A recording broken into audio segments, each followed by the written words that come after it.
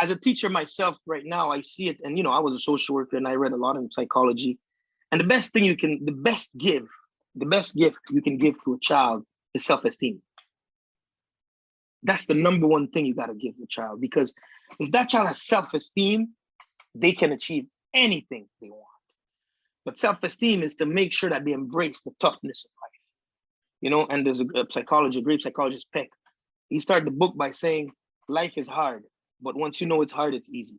Another episode of the Speak Real podcast, sharing one-on-one conversations. We believe that storytelling is the best way to empower youth and give them the platform to find their voices. Presented by YouthSpeak.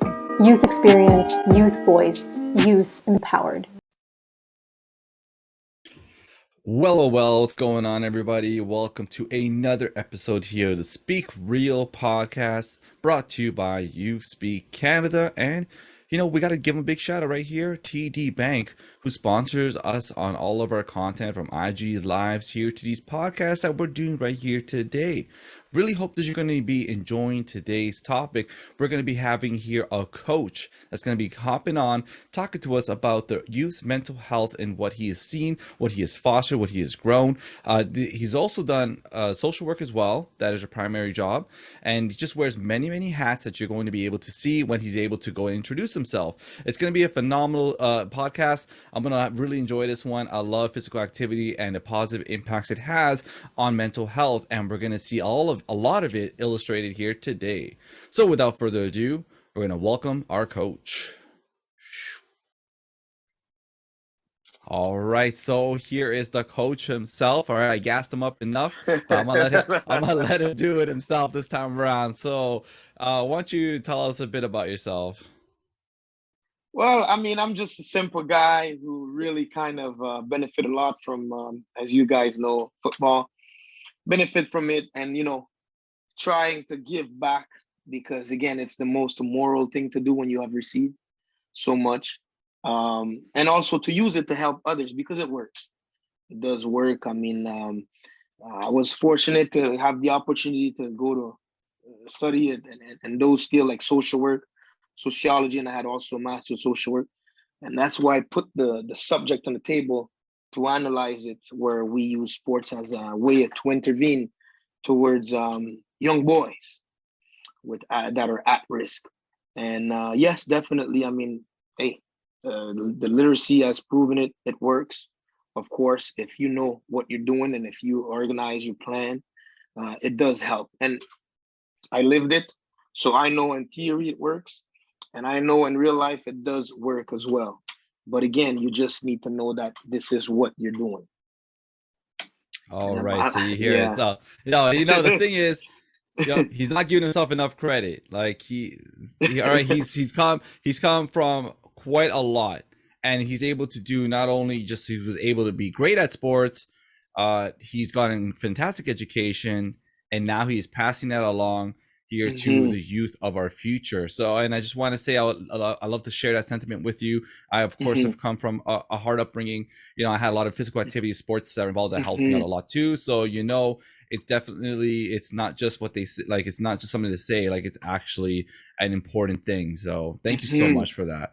Oh, you're all right. welcome. So we're going to get started then. We're going to start with these questions. First one, I'm going to ask you, if you're not like comfortable, don't worry about it. But if you ever had one, did you ever have a battle with mental health? Can you talk about that a bit? I did. Actually, it's funny, and it was related to the game as well. And most of the podcasts you see, the guys are talking about it, like the pivot. I am an athlete. When they go from being a professional to when they have to hang their cleats, put an end to their career. It could be professional, it could be amateur, it could be any.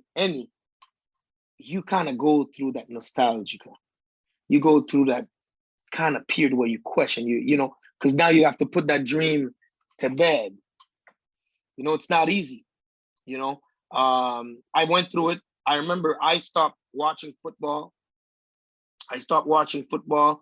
And then it took time, and then to remember that one of my greatest mentors told me, hey, if you don't play, coach so you can stay in the game.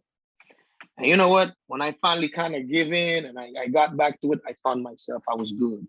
It's hard when you're passionate about something to stop cold turkey. It's very hard. As a player, we all dream to go big, and even like, and what I say when I had a chance to talk to some professional players, they said, hey, it's the same thing, because you go to the league, you think you're going to have a 20, 15 years career, but then sometimes it stops after 2, 3. But then there's that transition. How do you deal with that? And yes, I went through that. Of course, a lot of spirituality helped. But the thing that would help too, and that makes me understand that when I coach, I have to make sure that I do that, is make sure it's the student athlete is not only an athlete.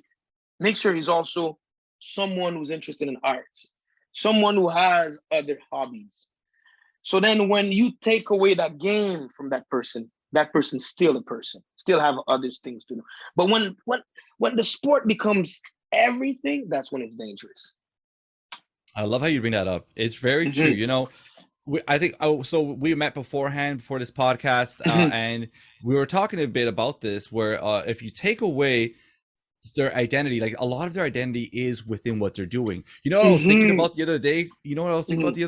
Even some employees in just general jobs, like regular jobs, yes, don't want to leave, right? And why don't they want to leave? Because that's what they do. That's what they do. That's their identity. Yeah, right. I see it with teachers. They're retiring, and then they're like, what now? Exactly. So yeah, go ahead. As human beings, we're very complex. So that's why we need to embrace every angles of what we are. Every angle. Because if we resume ourselves to one thing, that's when it becomes dangerous. Yeah, it's true. That's why, like, I love to see that now. We were also talking about this before, where athletes, when they're retiring, now you start to see them, they're starting to really dive into, diversifying themselves. They're doing like businesses and this and that. And I think I just did a podcast about esports just yesterday, I think it was. Yeah. And we were talking about Snoop Dogg, right? Imagine Snoop Dogg. He's all about music at the time, right? That's all you know from like the 80s to 90s, right? And then in early 2000s. And then afterwards, this man is in everything. And you see he's living his life like he's a happy person, right? So it's great to get to see people that are embracing beyond their identity just being sports, right? Because like you said last time, you're a human being too. You're not just out there, do your job, come back. That's all you are, right? So I really appreciate that. Yeah, no, talking about mental health, this one is very important to really embrace everything we are. So when you're playing, you're super happy, but when you had to stop, that's when it hurt? Yes, it hurts. And of course, we don't like changes. Human beings, we don't feel comfortable when changes happen. And especially when those changes are like happening not according to our terms. It happens just now, and then you have to deal with it.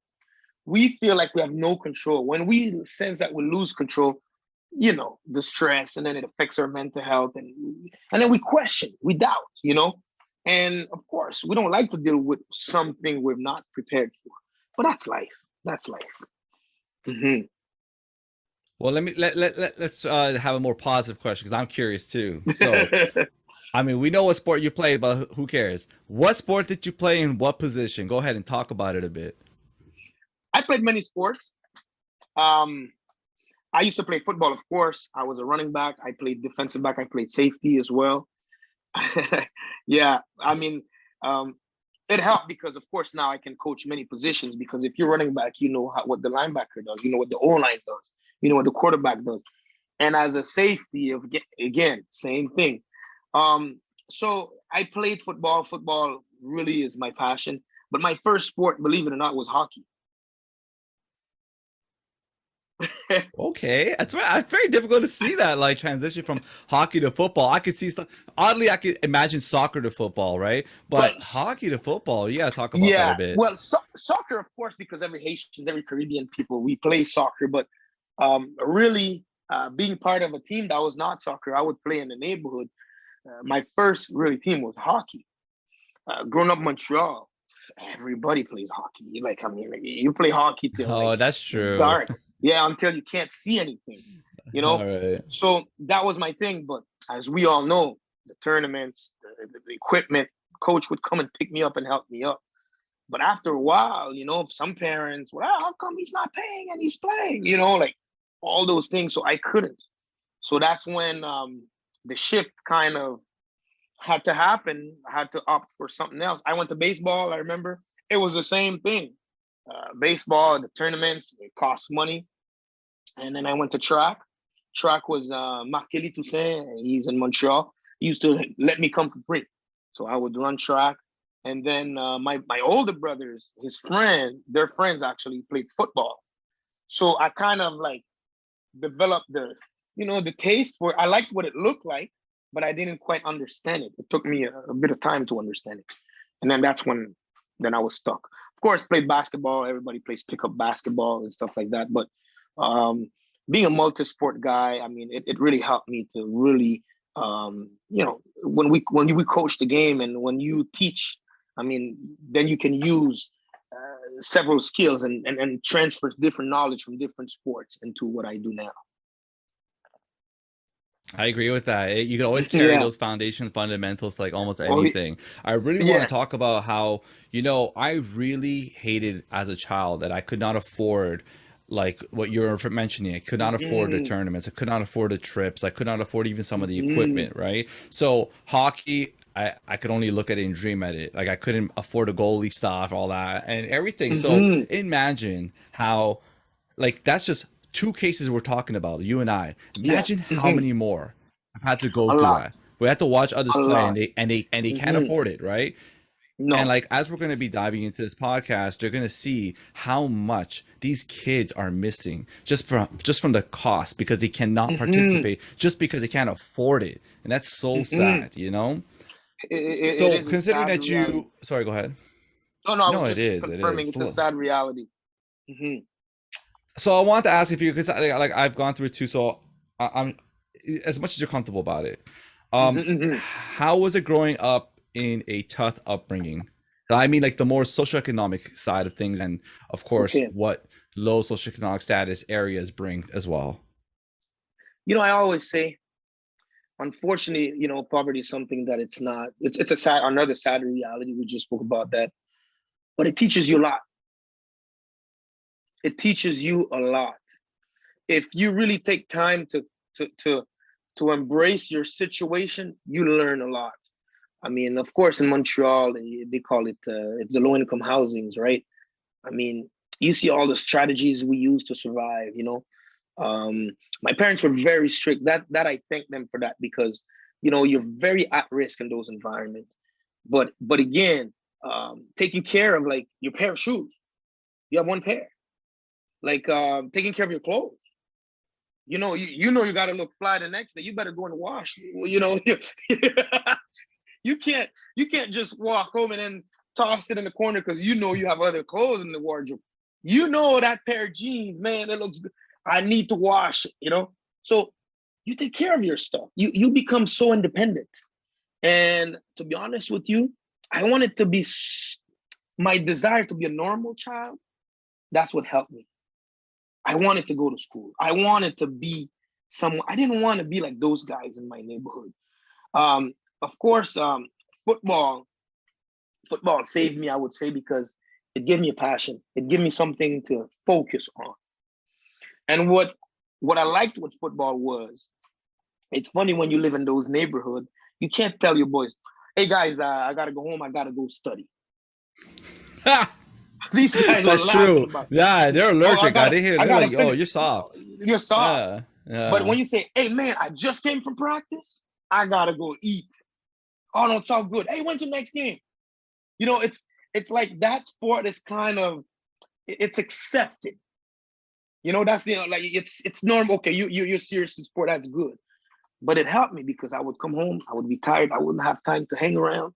And when I would go and eat, then I would do my homework.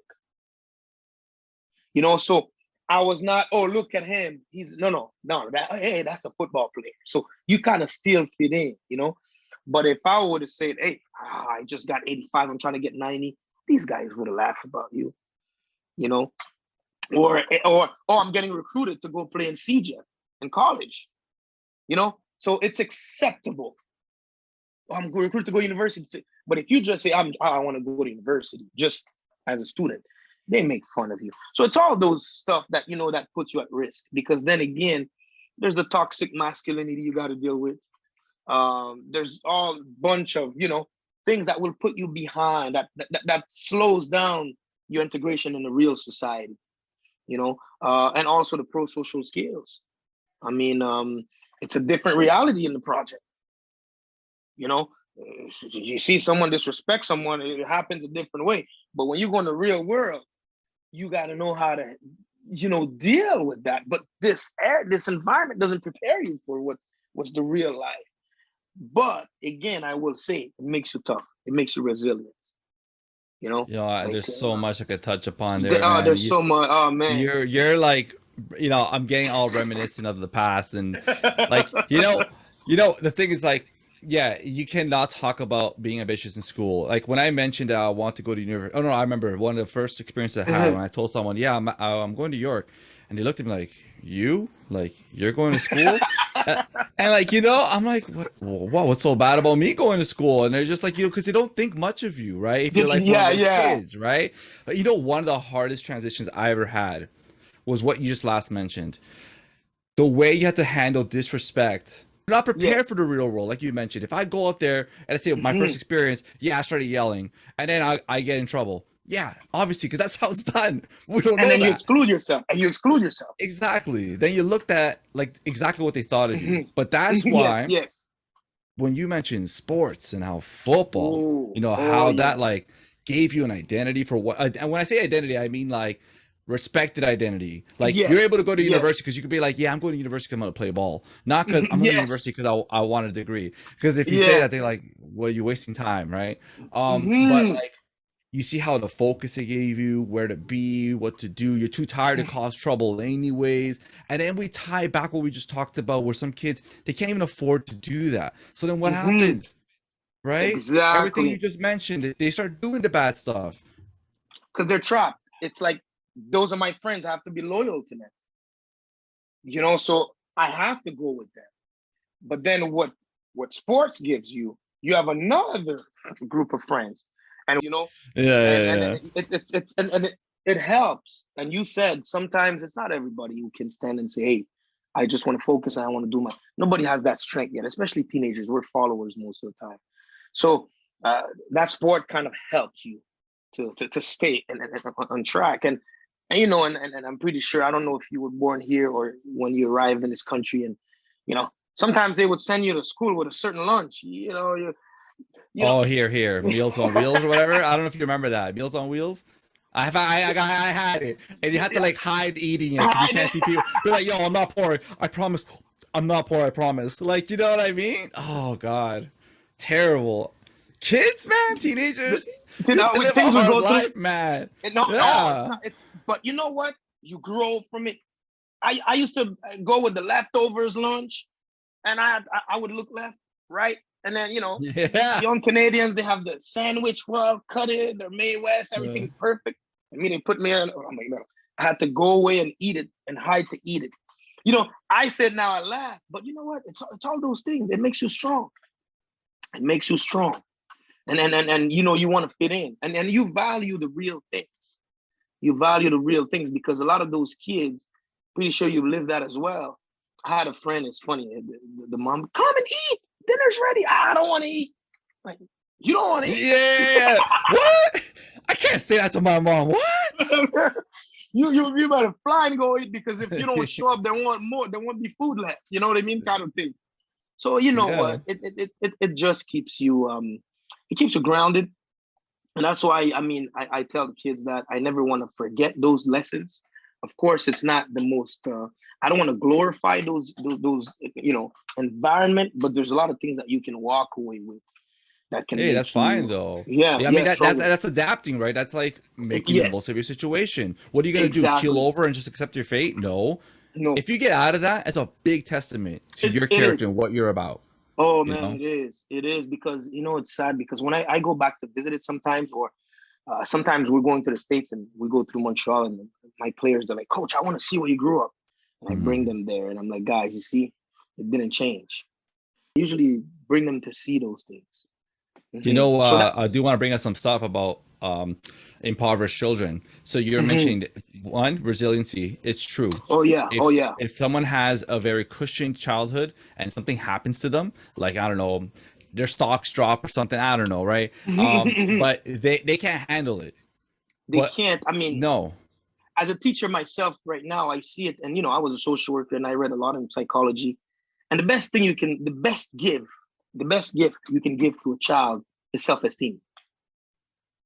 That's the number one thing you got to give a child, because if that child has self-esteem, they can achieve anything they want.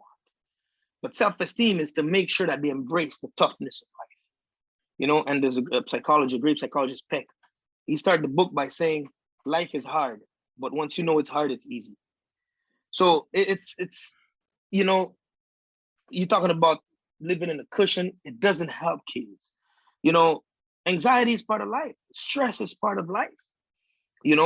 Of course, I mean, we don't want to say that it's not that it's not that negative, not that destructive sometimes. Of course, we know there's kids who has high anxiety. But in general, what we need to do, we need to make sure our kids, we strengthen their self-esteem, because they're going to be women and men later on. And like Frederick Douglass said, it's easier to build a strong kid than to fix broken men. So when you talk about that, resiliency, self-esteem, it's very important. And then not even go in spirituality, whatever you believe in, but have some faith in something. Because not having faith in anything makes you doubt. It doesn't give you a line to follow. I tell my players that, I'm like, hey, if we're playing a game 12 on 12, they have 12 guys on the other side, we have 12 guys. If we have one guy who doubts about the win, we already lost the game. So faith, I mean, it's life. You got to have faith. I mean, if I say meet me next week, I have faith that I'm going to see you next week. But when you start doubting, you just don't move forward. So yes, of course, poverty sometimes, poverty teaches you that. It makes you hope. It gives you hope. You always hope for something better. You become resilient, because no matter what you go through, you deal with it, and it prepares you. I have another thing I remember learning about too was creativity. This is one of my favorites because we can recall it, right? Like, here's the thing: you have parents that can give you anything. So I want that, new system. Yeah. Boom, buy it, right? Now, let's say for me as a kid, okay, I don't have what was the big system? PlayStation or the PlayStation 2. Yeah. I can't get PlayStation 2. I'm like, oh man. So they realized, like, through studies and comparing cohorts, that the poorer children are actually so much more creative and find creative solutions to difficult problems because they've had to do those things already in the past. Big time. I mean, it's when you're not comfortable, it's like there's a short video on YouTube about a rabbi. He talks about how the lobster grows. And a lobster is a mushy animal that's small, but for it to grow, because it develops a shell. So if it stays comfortable in the shell, it never grows. So what it does, it goes under a rock, crack the shell, so he grows again. So when you're comfortable, you never grow. And we could see that in music. We can see that in everywhere around the world. You travel in the poor areas. Kids, they create, they invent things. They become little geniuses because they have to find a way to overcome, and creativity. Oh, music. Oh, it's you see that a lot in music. So yeah, I love it. I see. So as you can see, like from our lived experience, you probably know that already. I've known it as well. So there's just some things. Obviously, looking back, it's like, man, I wish I was one of those rich kids. But hey, it happens, and I know I'm still happy with where I am, and I'm still happy with the lessons I've gotten from that kind of childhood. And I'm sure, as you've mentioned yourself here, right across from me, well, virtually, but you like, this was the next question I wanted to ask. So, what made you get into your line of work? And if you want to talk about how you got there too, that's fine. It's inspirational as well. It's funny. It's funny. I think we always end up becoming who we are deeply, because we have values. We have, of course, like I said, growing up, I saw a lot of guys that I grew up with. They were not bad guys, but they would end up in jail. I had one of my cousin. Unfortunately, he's institutionalized I mean, I grew up seeing all those things. And of course, it becomes part of me. I want to put a stop to those things. So when I went to university, I remember when I went to CJEP, I wanted to go in early childhood education.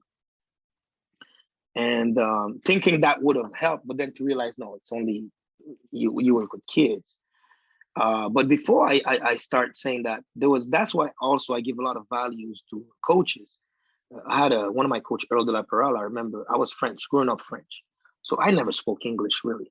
We spent 2 years in Miami, but it was like street slang English, not academic English. So I was getting ready to go to Vieux Montréal as a CJEP in French, where every guys go to play football.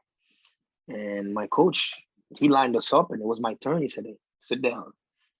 And that guy was he was an old Ukrainian guy, like tough love to the max. And then when I would sit down, he's like, okay, you going to Vanier. I'm like, what? So you got a problem with that? Oh, no. But I left the room. I was so pissed. I was hating the one. I'm not going to Vanier. But it was the best thing for me. That's why I can express myself in English right now. So I went to Vanier, couldn't speak English to save my life, but I had to survive. And going there, that's when I did a bit of early childhood education, and then I did international studies. And again, my main goal was to really to find a solution to what I grew up in. And I didn't know, but unconsciously that's what it was. Because when you come from those environments, you want to save everybody. But you know what I mean? You want to bring everybody out of it. So then when I was going through it, I developed a love for social sciences, psychology and sociology. So I went to play at University of Montreal. And when I went to play at University of Montreal, I was in sociology. And that's when I was doing volunteering with my coach again. He said, you got to give back to the community.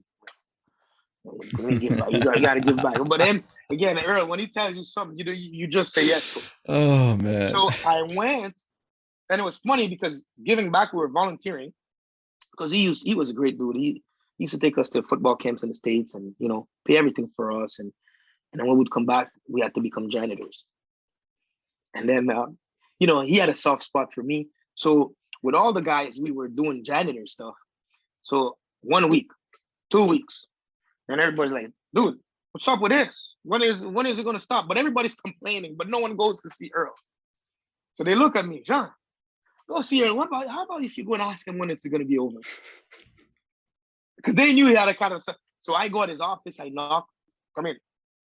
I'm like, Earl, I'm like, never mind. I walked out. He's like, come in. What do you want to say? Because I wasn't ready. I knew I said, yeah, we've been volunteering for a couple of days, weeks, So when is it over? Over for what? You got to get back. Go back to work. Okay. But he was so kind. 2-3 days after he comes, he goes, hey, you're gonna go do bike patrol. So bike patrol is the cadet. It's the future people anyone who wants to join the police force, they become a cadet. And so they had a program with Sun Youth where I played. So football players would kind of work with them as well. So Earl said, okay, you're going to go with these guys. Oh, good. And then I was getting paid, and I was all, let's go. That felt good. But I like that because that was a big lesson that he gave us. Give back, but then again, you're going to get paid eventually. So then they tell me, okay, you're going to work in Little Burgundy. I said, what? Little Burgundy. Wait, the store? Like the, what is it? Like no, the not kids the store. store? It's a neighborhood. Oh, okay. Little Burgundy is a tough neighborhood. Like, yeah. Tough neighborhood in Montreal. So I go, Little Burgundy. Ooh. So, okay. So then when I go, because then the thing is, we had a T-shirt and they had the police logo on it. Oh, yeah. Ooh. So all these guys are gonna think I'm an informer, and yeah. And they matched me with this girl. She wanted to be our CMP, so she was like, she already thought she was a cop, and I had to tell her, no, chill. So that's when I had to kind of reassure the community that, hey, I'm not no informer. I'm just doing crime prevention. They don't understand what is crime prevention. Yeah. So it's when I had to tell them, hey, I'm a football player. Oh, you play ball? Yeah, you know so and so. And then I would play Yeah. basketball with them at the court, to kind of mellow things up. And I remember my partner, she went to the police station. She said, John's not working. He's playing basketball with these people. And then the chief of police came and said, hey, John's doing the right thing. You're not here as a police. You're not a police person yet. You're not insured. If anything happens, you're just here for crime prevention. Get involved in the community. I'm like, wow, yeah. I'm like, you see, I was not crazy, but I had to do that to fit in, So then I would, do some activities, talk to the elders, and I developed a passion for people like that. Because again, I was normal in there because it was, again, I grew up in those kind of neighborhoods. So, and they loved me. They even ended up writing an article on me. And then again, the chief of police, hey, you should apply to be a police officer. My mom had nightmares. Oh, no. So my mom didn't want me to become a police officer. But I'm saying all these things because, again, all these things brought me to find who I was. And then I remember I was in a committee in Little Burgundy. There was some shootings and stuff like drugs, problems. And they had a meeting and a bunch of people, professionals, were sitting around the table. They had no clue of what was going on. And they had never asked me to speak because I had no title. But I knew what was going on. So I'm like, you see, they don't give me, because I had no credential. That was my biggest lesson. I said, I got to go finish my education. So that really opened my eyes. So that's when I left University of Montreal. I kind of decided to hang my cleats because I really wanted to, I found my passion to work with youth and give back in the community and create change, make things better for others. I came to Ottawa. People were freaking out. They're like, you just quit football like that, The coach was calling me, are you sure you're doing it? And I was a starter, so I was on the team. Players are like, oh, you're letting us down. It was not easy. You know what I mean? It was not easy. But I felt the call in my heart, And then when I came here, the Ottawa U coach called me, hey, I heard you here. You want to play for us? So I went to the camp. I said, nah, it's not for me anymore. I really have to go and take school seriously. And that's when also I'm grateful for football, because when I wanted to take school seriously, because I was focused and I made sure I was passing my courses, I was in a good situation academically to continue. So I went and I finished my sociology degree. And then from sociology, beautiful theories, but now I need to put in practice. So I went to social work, the bachelor in social work. Then I became, a social worker, but it was mostly community. I wanted to work in institution. For institution, you need a master. So I worked for child protection worker and all of these things. And then I said, okay, I'm going to do my master. Did the master. When I was in institution, so I worked in carceral system. I worked in schools, elementary schools. I was teaching in the college program, social work. To realize that, whoa. I'm all over the place here. So when I wrote, I said, I gotta be loyal to my thesis, because my thesis, and I have to talk about it in a second. My thesis was how a social worker can be recognized as a football coach can be recognized as a first responder for at-risk, a first-line responder for at-risk youth, academic and behavior. So how a football coach, we can use it to really intervene.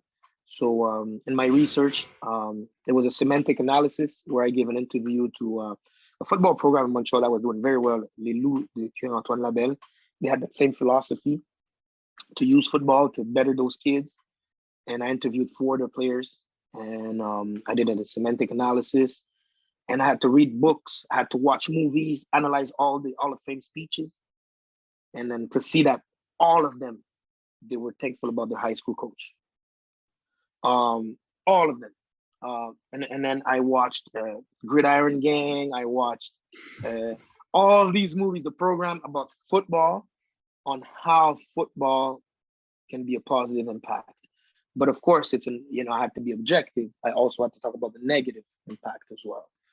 So that was my research. So for me, I sit down and I'm like, why don't, and then one of my colleagues said, oh, you're a good teacher. Why don't you just go to teacher's college? It's the last year that it's 1 year.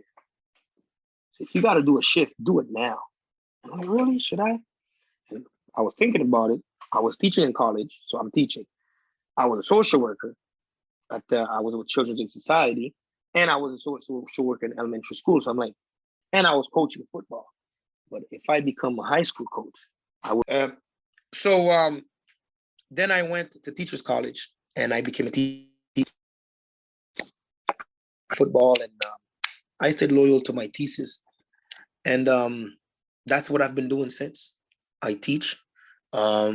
As a teacher, we all know we replace the parents. We spend so much time with those kids, and I live according to what I read and the research that I've read, and it says, and the results from my thesis, from my research, it's pretty. It's funny how the results sometimes could be something so simple, right? The result was you can be a first line responder if you're conscious of your role.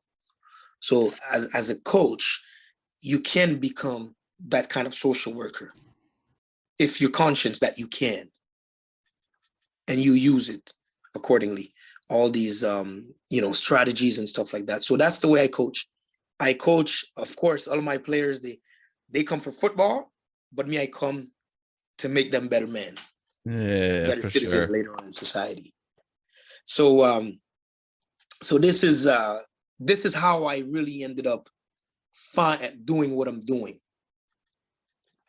So this is what I'm trying to say at the beginning of this podcast. I was introducing. I mentioned how you had many hats, and quite the journey. And there it is. You could hear it for yourself. That's why I really want you to tell your story, because it's really touching. It's really inspiring, and it just shows that you used your experiences, and then you harnessed that into a tool for you to help the problem that you felt that you had when you were growing up, so you could stop it from happening again. And it's great. Yeah. So now the next question I want to ask, now that you have all this knowledge, right? Yes. So you're sure, as you're going by your neighborhoods, like what insight did it give you that communities need more of? So from my understanding, you said, what gives me the insight that community needs more of? Yeah, like what have you learned that you realize that communities could use more of that, like to be able to grow and be a more positive place? Well, of course, because what I got to understand, and of course through my education, everybody wants to be part of something. Everybody, especially teenagers. You have to create a kind of something that brings people together. And there's nothing better than sports. And the reason why I love football is because football, you can put in every type of physical attribute. Like you can put the tall, big, short, fat. There's room for everybody. And on a football team, you can go up to 65. Like a roster of 65? Roster of 65. Holy moly, I didn't know that. Oh, yeah. That's why my philosophy, I never cut kids. They always ask me, are you going to cut kids? I'm like, no, they're going to cut themselves. Because why would I cut him? If the kid doesn't show up, then he cuts himself. But I always make room for everybody, because I do know that the first year, sometimes the kid is clueless. It's just, he haven't found himself. He's not comfortable with the sport. It takes time. So why would I cut a kid? He's not going to get better. He's just going to be more hurt and not come back better next year. I'd rather keep him. He's going to be on the bench, but he's going to be at practice and see and get better throughout the years. So, of course, then you can create a community with that. So if you have 65 kids in a school of 1,000, that's a lot. That's a lot of kids. That is a lot. It's a lot. So now to see community, to create a community, and of course, as a young immigrant, I came here in Canada. I wanted to fit in so bad. You know what I mean? That's why I have a soft spot for, I hate exclusion. I hate to exclude people. Because at the end of the day, everybody just wants to fit in. So when you ask me about what's the insight about what creates, why do we need more of those things in community? I see it when I worked in the carceral system. Not everybody will get in, will fit in like this. Now you find ways to open the door for others. And again, sports is a great way to do that. Since the beginning of time, human beings, we've been practicing, we've been playing. Playing is part of it's natural in us, having fun playing. So there's nothing better where you put a team and they develop that brotherhood. And again, I see it until now. All the guys I played with, one phone call and they pick up because we've been through something together. When we see each other, we hug each other. Oh my God, man, But again, it's a good way to integrate people. Yeah, so that's love why this when insight. you ask me that question, how to, there's many ways to use it, but the one I know, you always do what you know the best, right? I know sports is my thing, so that's why community-wise, wherever I go, I use sports to bring people together. Because, and the other thing too, we're talking about 65 players. So that means, what about the parents now? So add 65 parents. Let's say one parent, 65 parents. So you're touching a lot of people. And then let's say they have siblings. You're touching other people. And they have friends. So you see how it impacts the community? So that's why my tool is this sport, football. I love the other sports, basketball and all of it, but you can't be 20, 25 deep in basketball. You can't be 30 deep, But as football, I mean, I've been blessed every year, and again, I say that not because I go out of my ways to do it. I always make it like a welcoming environment. So every year I coached, I've had girls. I've had girls on the team, and I love that because you know what, when you preach to a group of 50, 60 young boys, you gotta respect women. It's good. But when there's one among us, it's even better. They acting up. They have to. Yeah, you know what I mean? And they have to. She's like our sister. You know what I mean? So it brings a different dynamic. And of course, not everybody's going to be a stud on the team or a star, but there's always those kids. Hey, they're not that the best, but I can give them one position and say, hey, your job, you stay here. That's all you got to do, but they're still part of the team. And I usually go as far as using kids as equipment manager. I usually have a promotion group like the girls. I get them involved. They do banners, they do posters, So when then you add up cheerleaders, so you have a whole community right there. Mm-hmm. Man, it really is touch. Like, especially with football, because you mentioned that. One of the things that always most impressed me was the fact that, yes, any body type, any size, it doesn't mean the smallest dude could be like the running back, but he's mostly about like speed as opposed to power and stuff, right? So there's everything. Or are we saying like the fat guy, and it's like, well, they can't play like basketball. Everyone's gonna be like, oh, he's too slow, this and that. Well, he can hold up a line. He can do that. Exactly. So, you know what I mean? It touches so many people that they're able to have a community. And it's great how you mentioned that, because maybe somewhere else they can't be, but they can be there, and it interacts with a lot of different kind of people, as opposed to like basketball. It's like, 6 foot 7 feet people. That's it. And then what do you think he's gonna be? If you're only hanging out with the similar height people, you're gonna think, okay, everybody else, all these short stackings, they ain't nothing. Yeah. We're better than them. And it's so I really like how a lot of that factors in. And then you're mentioning about parents, because they're their children, their kids come home with values and principles, and the discussions that come up from it, then they may pass that on to their siblings. So it's really such a beautiful thing how many lives are impacted from just one student. So many lives, so many, and it's sports. And one thing I like to say about football, it's very paramilitary almost. See, a lot of our kids, they struggle with authority. I'm pretty sure you've seen that, those guys. Yeah, right? I did too. I'm not gonna lie. It was tough at first, but so I tell my players all the time, hey guys, when a police officer approach you, you're not a lawyer. Don't start saying you know your law. Just collaborate and then keep it simple, because then it's gonna escalate and take it to the whole nother level that you don't want. Just just give him your license. Just don't make it complicated. But the thing is, it's all those little things that you prepare them for out there, like authority, like football. And football, you see it when the coach speaks, the coach speaks. You know, and a lot of parents, they would come and see me, coach, I love it. At home, oh my God, he doesn't listen. Here, you tell him this, that, and it's done.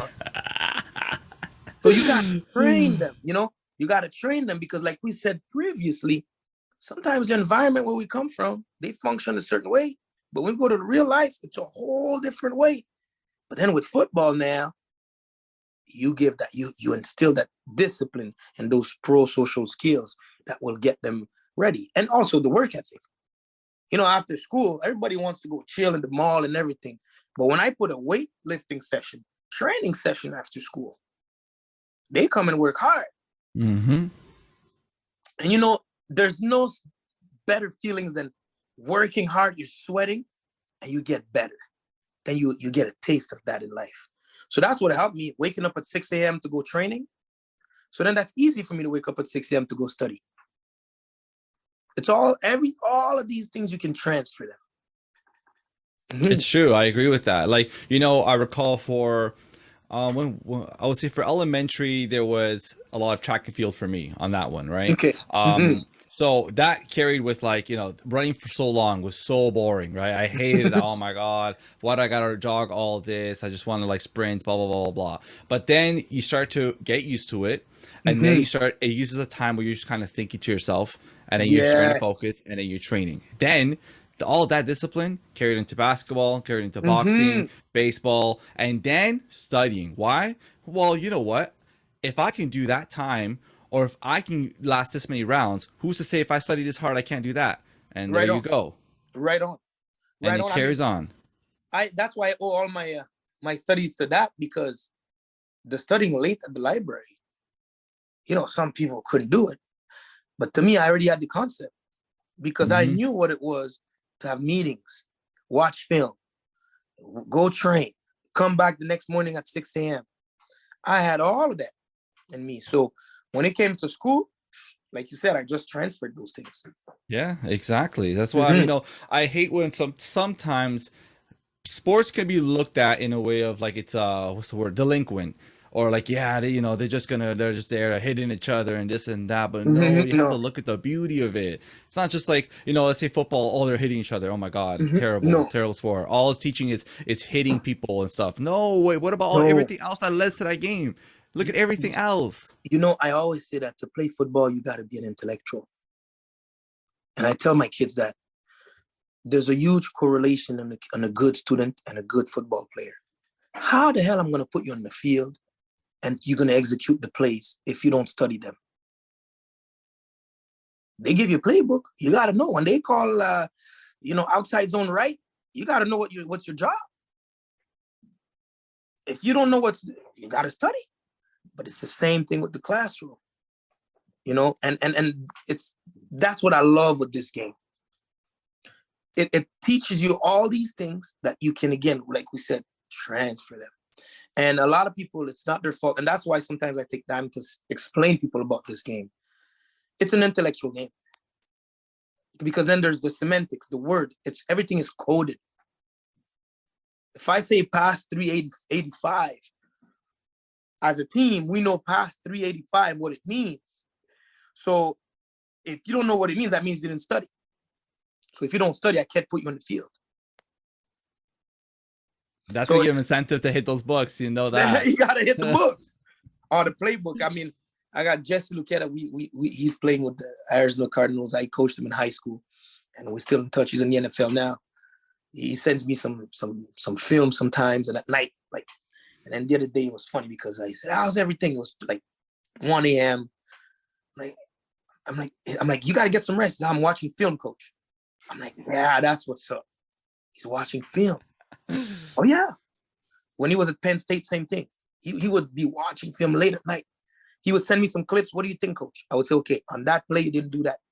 He would go and fix it. And then send me plays where he does better. So, again, it's the work ethic. And you got to be an intellectual.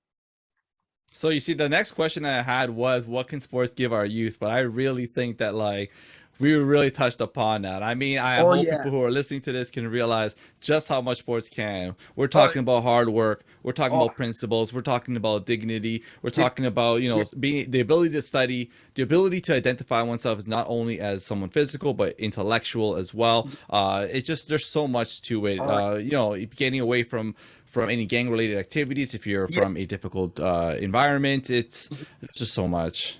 Oh yeah, and let's not even forget the mental health part of it. That's true, actually. Yeah, you're right. Instead of like Yeah, just I having remember, nothing to do. I remember when my parents went through a divorce. They divorced late, you know. It was weird. I was in university, but still, it affected me. But I knew that at the minute I would step on this field, I would get 2 hours of like pleasure, and I would forget about those things, you know. And it's so good for you, you know. And even physically, of course, there's injuries and stuff, but still now people are like, hey, do you work out? I don't work out like crazy like back in the days, but you know, I still maintain a little bit, you know, those little work ethics. I try to push myself up, you know. So it gives you all those things. And mental health, we gotta talk about it in the sense that a lot of our kids, they go through a lot. And what's better than, I do that with my kids at my high school, at Immaculata High School. We train 3 times a week in weight room. We do a circuit training. We blast the music, put the music, and then every 45 seconds I blow the whistle and they switch exercise. Man, at the end, man, it's foggy. Everybody's sweating, and then we break down together. You feel good. You feel good. So mental wise, sports is like they say, right? Sound mind, sound body. You know, I see it a lot of, you know, kids that are just books, but eventually when, you know, they want to move, they're lacking something. And yeah, you have to maintain that balance. And one thing I may add, because, you know, I teach physical education as well, I'd say, guys, you guys might think phys ed is a recess. It's not a recess. It's physical education, because you guys might not appreciate it now. But when you reach 60 years old, you go to the doctor and he says, your blood pressure is high. You need to start going walk and go for jogs. Oh, what did you do again in gym? You know what I mean? You know? Man, it's true. I like that, because, you know, you have to grow your body and mind in tandem, and right? mind. And then I see a lot of people, they buy the new shoe, they're 60, 60. Oh, I got to start. They have the whole kit now, the wristband, everything. Oh, my doctor told me my blood. I'm like, dude, you're kind of late, man. Yeah. No, it's true. It's true. I mean, it's like, honestly, if you're just, yeah, like you're saying, if you're just hitting books and you're very intelligent, but then you're like allergic to physical activity, that's gonna hit you soon. You know, like sooner than you think. We grow up so fast. It's terrible. You know, like, yeah, you're old before you know it, kind of thing. And then, you know, if you didn't take care of yourself back then, obviously what's gonna happen? Yeah, it's gonna catch up. You know, you're not young and invincible forever. It's gonna. And you need that body, because I remember I used to pull the 24 hours at the library. You know, when it would do an exam. Oh my goodness! Holy cow! I can't do that. 24 hours. 24 hours. Oh my yeah. God. Library would be open 24 hours. So I would be there, blah, blah, blah. And I would study sometimes. You know, when your brain hurts, I would go get some water, push-ups. After 60, 70 push-ups, then you get back at it. Well, blood's flowing, so there you go. Blood flowing, because you bring oxygen to your brain. Yeah. Damn. Yeah. Look at that. Look at that. Oh, everything, man.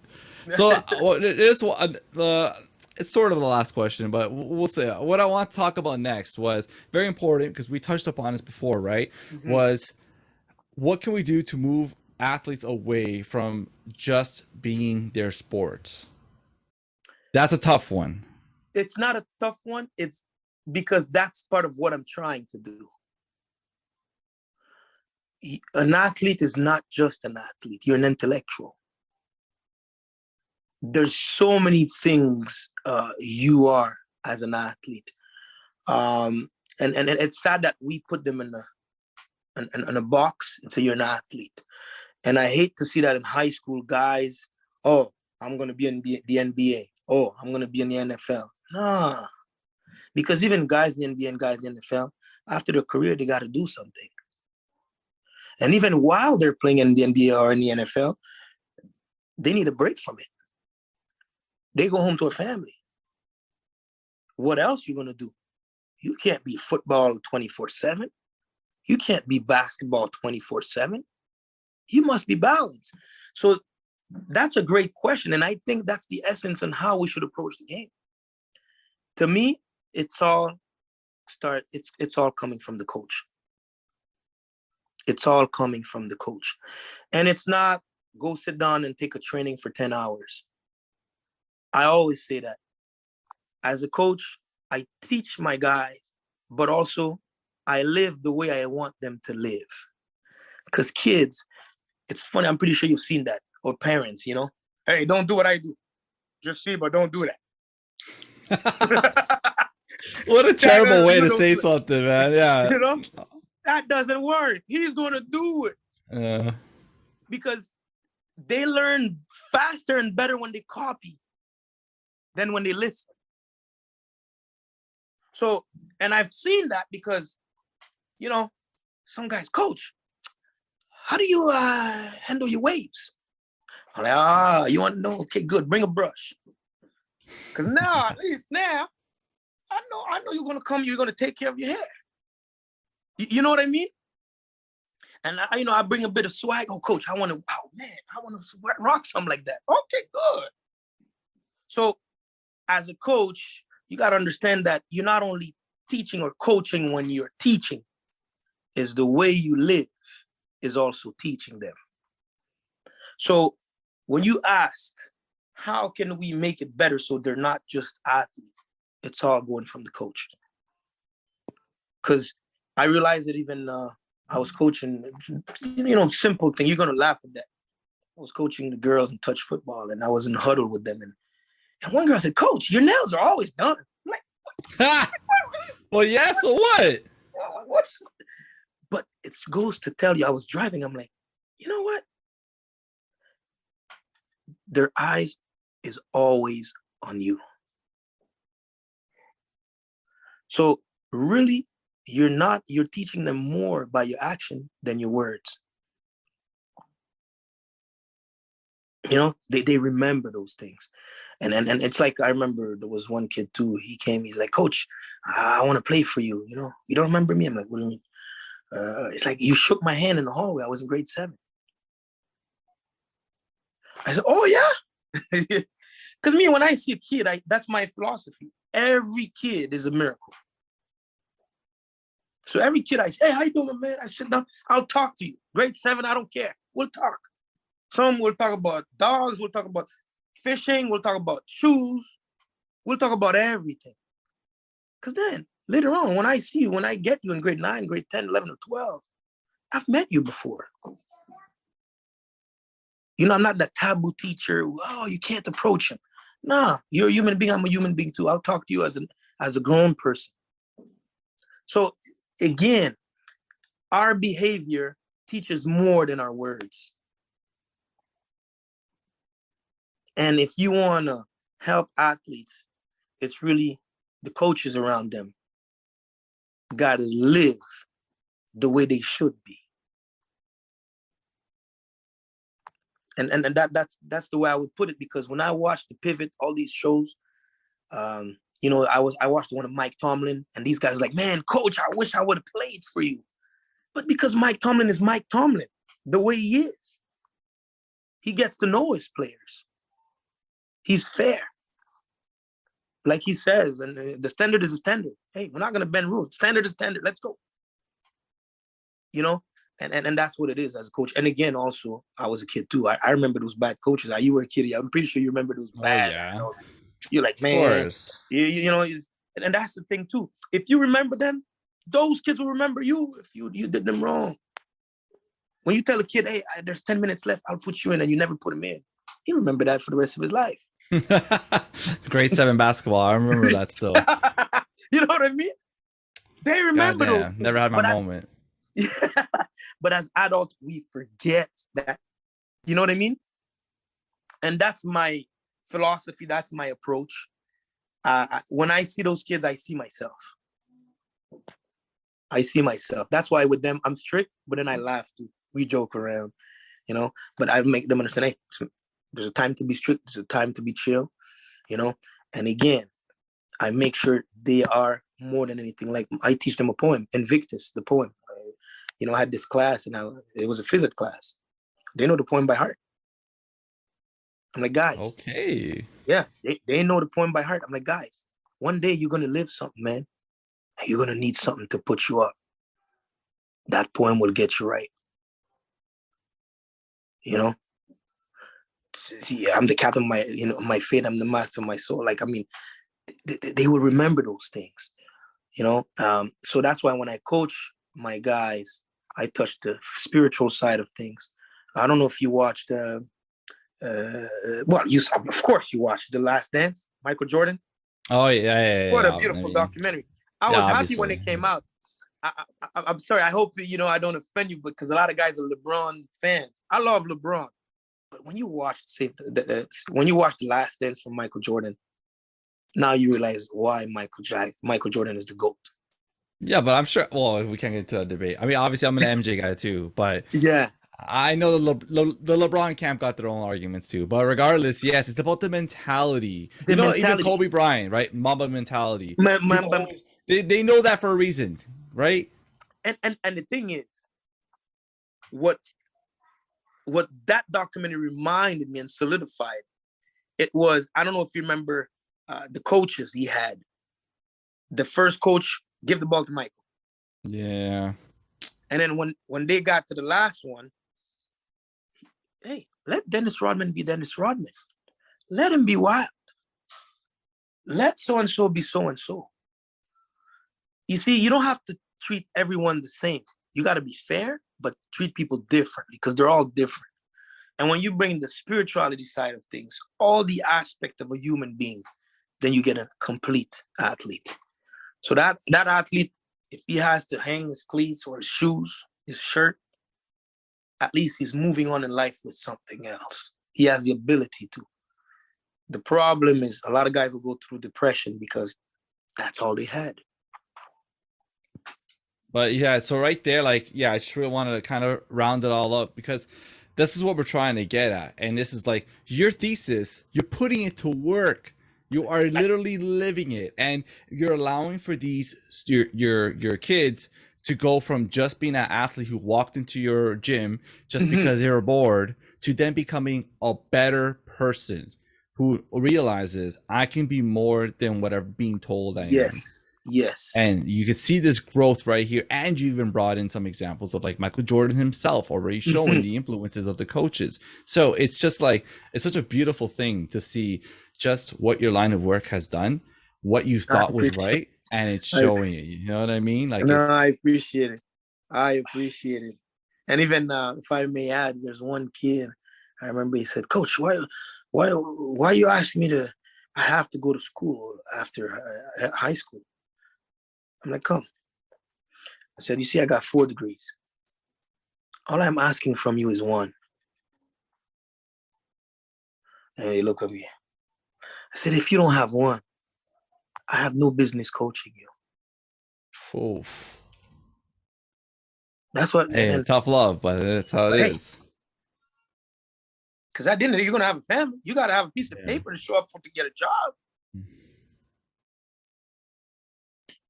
And again, let it be known for the kids that are hearing this too. Like, you know, even just to get a regular job these days is requiring a degree. So just keep that in mind. Yeah, come on. You can't just have a little high school diploma. Come on. You know, you can go to college. You can go operate a crane. You can become a plumber. You can become an electrician. You can go study an entrepreneur. Get it, you know. And I tell them, I'm not asking you to do what I did, but I'm asking you to do at least 1/4 of what I've done, which is not too much. Because, you know, again, there's no better pleasure. I remember I was, it was spring. I was cutting my branches, and then, you know, you have to cut them and tie them with a rope for the garbage when they pick it up. I had so much. My wife was like, I gotta. So I'm like, how the hell am I going to do that? The guys are coming soon. And then I said, oh, you know what? I'm going to talk to the guy and explain my situation. When I get there, who it is? One of my former players. Oh my God. I said, oh, Big Aaron, No worries. He's like, yeah, don't worry, coach. Say, hey, coach, stay there. He said, hey, go get the stuff in the back for coach. So I was just standing there and these guys, man, yeah, I'm proud of you. He was a supervisor, you know, like, I mean, hey, that's to me, that's my championship right there. You know, when I meet those guys and I'm so happy and I'm proud and, you know, we talk about life, those are the things to me that matters the most. You know, a lot of people, again, they get it twisted. They think, oh, yeah, he's coaching them to become NFL football. No. I'm coaching them so when later on, when I'm walking, hey, coach, we can catch up. You know, I go to the store, hey. And you know, and they're happy to see you too. You know, that's they're happy to it makes see your me. day. So and I get the good treatment. You know what I mean? Like, you know, words cannot describe. Money cannot buy those things. You know, so that's to be honest with you. That's why I'm doing it, and I will keep on doing it. And I just feel that's the right thing to do. Alrighty, well, Coach Jean, I can't thank you enough for doing this today. I thank you. I mean, to give me that platform to be able to express those things. Oh, I was so much looking forward to this because I knew it was gonna be awesome, and turned out exactly as I thought. Got to learn a lot myself, and yeah, I just really look up to you. I really think that you're such an example of what I want more people to do and be. So just know, like, where I've come from, like, I wish there was more like you. So you're doing a great job, and I really hope you keep it up. That's not a problem. All right, so to wrap things up, my name is Christian. I'm here with Coach Jean here today on our Speak Real podcast, brought to you by YouthSpeak Canada. And once again, a shout out to TD Bank that sponsors us for all of our content. And that is going to be it from us. And we really hope that you enjoyed it, and make sure you try to live up to be just like Coach Jean yourself. Alrighty. I appreciate you, Christian. Alrighty. If you want to hear more stories, don't forget to subscribe, comment, and like. To support more youth by youth led projects, visit us at youthspeak.ca, where you can donate and spread youth mental health awareness. YouthSpeak Performance Charity. Speak, inspire, change.